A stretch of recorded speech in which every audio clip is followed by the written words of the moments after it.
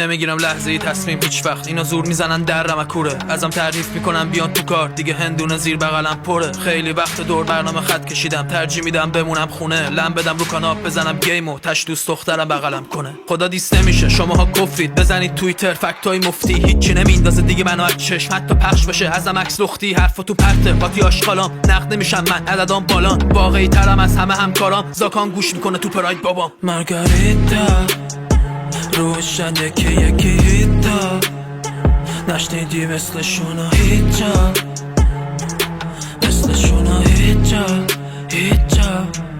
مارگاریتا روشن یکی یکی هیتا، نشنیدی مثلشونا هیچا، مثلشونا هیچا هیچا.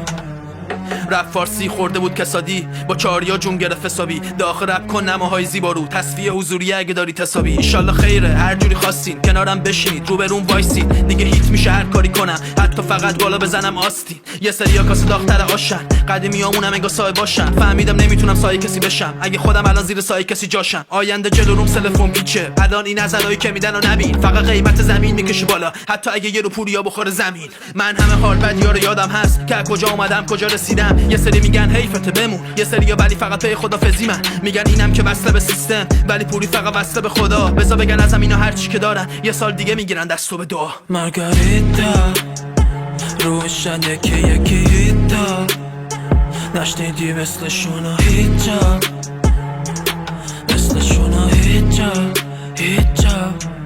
مارگاریتا روشن یکی یکی هیتا، نشنیدی مثلشونا هیچا، مثلشونا هیچا هیچا.